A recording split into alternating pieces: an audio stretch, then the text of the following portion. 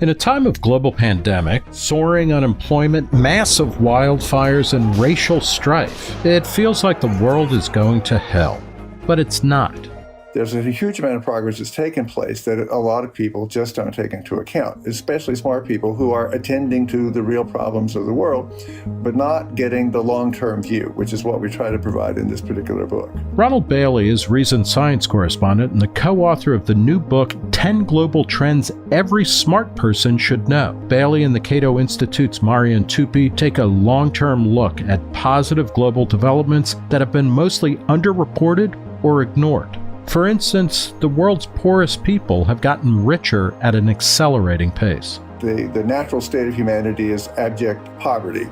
And one of the benchmarks you can look at is what they call absolute poverty threshold, which is living on $1.90 per day per person. And what we find is around 1820, 84% of the world's population lived on less than that a day. And that it took 160 years for that to get down to only 41%. 160 years. But since then, it's now below 10%. In fact, the last data we have from the World Bank is down to 8.6% and will probably be 5% or less by 2030 if current trends continue. The planet has gotten significantly greener, too, in the last 40 years. Most people don't know that actually forests around the globe have been expanding since the 1980s. And kind of amazingly so.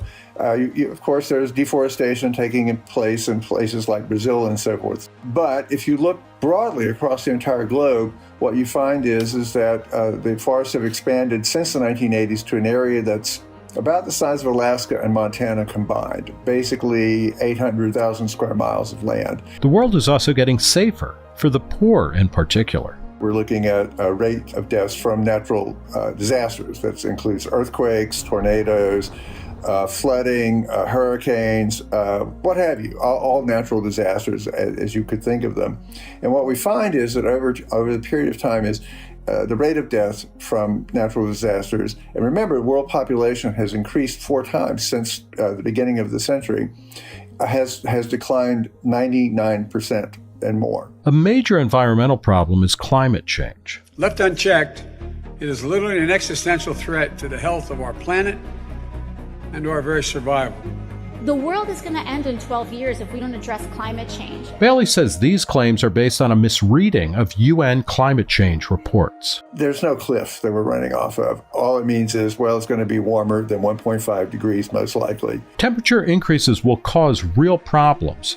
But Bailey says we're equipped to deal with them thanks to technology and economic growth. Climate change is going to become a significant problem. But my best guess is that we'll have the wealth and the technology for future generations to be able to adapt to it and to start ameliorating what problems that do arise. There will be sea level rise, and people will have to retreat from the coast, but they're not going to have to retreat tomorrow. Bailey attributes global progress to better ideas about how to organize society. Let's sum it up with the word the Enlightenment happened, basically, the Enlightenment. Essentially what happened is democracy is the way to decide who gets to wield power and to be able to throw them out. The second thing is that we ended up basically with free markets, is that all of a sudden we had property rights and there was respect for the rule of law. The third stool of this, and I think this is the most important one, is called liberal science, how we decide what the truth is. And it's essentially a radical notion of free speech, is everybody gets to criticize everybody else, and there are no consequences other than you being shunned for that criticism. And so it goes from the worst blog post on the planet to peer-reviewed science today, or the most rigorous thing. Everything gets checked by everybody else. And that really speeds up innovation. If human progress is so ubiquitous, why don't we hear about it more? So what we have is a news media that obviously focuses on what sells, and that is bad news. Good news is not news. Bad news is news. To build a house takes months, years to do. To burn it down takes an hour. Another glitch, of course, is that progress hides itself. As things get better and better all the time, we move on and go, all right, we've got that win. We just take it for granted.